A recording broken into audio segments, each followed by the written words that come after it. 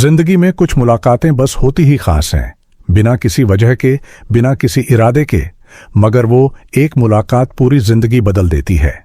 अली एक आम लड़का था, सीधा, शरीफ, थोड़ा सा शर्माने वाला। उसका कॉलेज का पहला दिन था। नए लोग, नए चेहरे, सब कुछ अजीब लग रहा था। तभी लाइब्रेरी के कोने में उसकी नजर उस लड़की पर पड़ी, जोया। सफेद दुपट्टा, आंखों में अजीब सी उदासी और हाथों में एक पुरानी डायरी, जैसे जिंदगी के सारे राज उस डायरी में बंद हों। अली बस देखकर रह गया। उस पल वक्त जैसे रुक गया था। अली दिल में, कौन है ये? इतनी खामोश, इतनी गहरी, जैसे किसी कहानी का छुपा हुआ राज।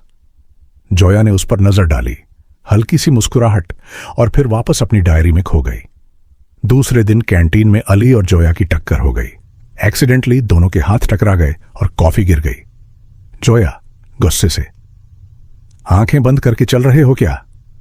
अली घबराकर, माफ कीजिए, मैं देख नहीं पाया।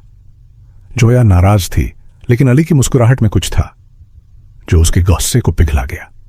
उसी रात अली ने पहली बार अपने दिल को लिखा। अली की डायरी।